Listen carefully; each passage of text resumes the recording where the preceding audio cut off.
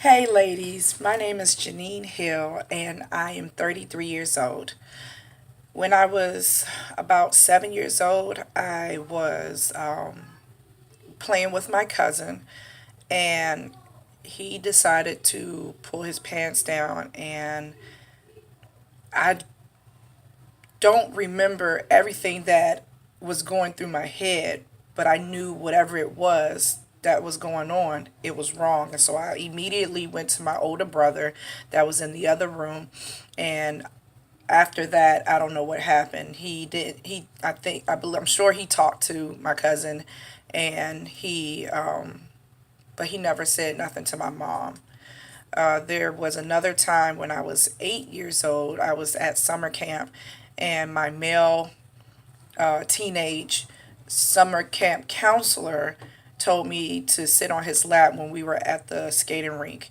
And I can hear the conversation. I can't, you know, verbatim tell you everything that it was said, but I believe I heard him ask me, "Do you feel that bump?" And then when another time when I was in the third grade, I had still been like 8 years old. There was a situation where it was a neighbor. We were in the backyard, and he went under my skirt. And then there was one more incident that happened. And this whole time, I didn't really say anything. And I don't know if because I was scared or anything like that. And then there was a situation when I was a teen and I was about 12 years old. I was in middle school. I was over my friend's house, and she had an older brother. He had been 16, so he was a high schooler. And I was on the couch chilling. I had my eyes closed. He put the cover over my head. I didn't do anything, but what he did was he put his lips on my lips, and he was kissing me, and then he took my hand and let me touch his genitals. So that moment, I didn't do anything as well. I just let him do it. So back in December, I started counseling because after all these years, I needed some answers with a lot of things, including what had happened to me.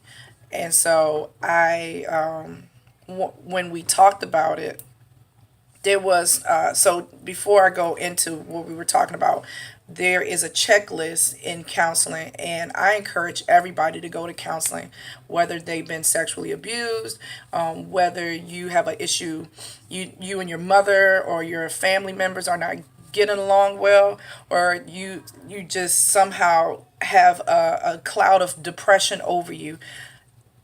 Professional help is the best thing, and anybody that you know should and are probably are getting the counsel and the help that they need. Even people that are in high places, and like the presidents and pastors and teachers, they all are getting some type of help because we all need some help and professional help. That's why God made them who they are, to help other people out. So going back to the list, so when you go to counseling, you get a list. You check all these things of how you feel and what has happened to you in the past, emotionally, physically, health wise, and everything. And there was a question where it says, "Were you sexually abused?" I was, thankfully, I was not. I was never raped, but I'd had those little episodes where things would happen to me. So I put maybe. And so we talked about it. And she said all those things that had built up to, you know, to that moment of when I was 12 years old, I was, my body froze. And there was that situation where my counselor instructed me to sit on his lap, I was only 8, so I was following instructions and not knowing what he was doing and why. It was just you don't understand some things when you're a young person. And going back to the counselor, she asked me to write a letter to myself.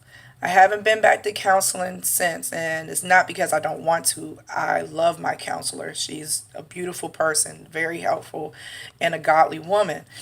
But and I haven't written my letter yet, but if I were to uh, videotape it like I'm doing now, I had to write a letter to my younger self and encourage and tell whatever I know now, I can tell her. And so this is what I'm going to tell her, that no is a complete and it's a complete sentence, that you you understand that inside something that's inside of you that's giving you red flags and signals, knowing that something is wrong, you can say no.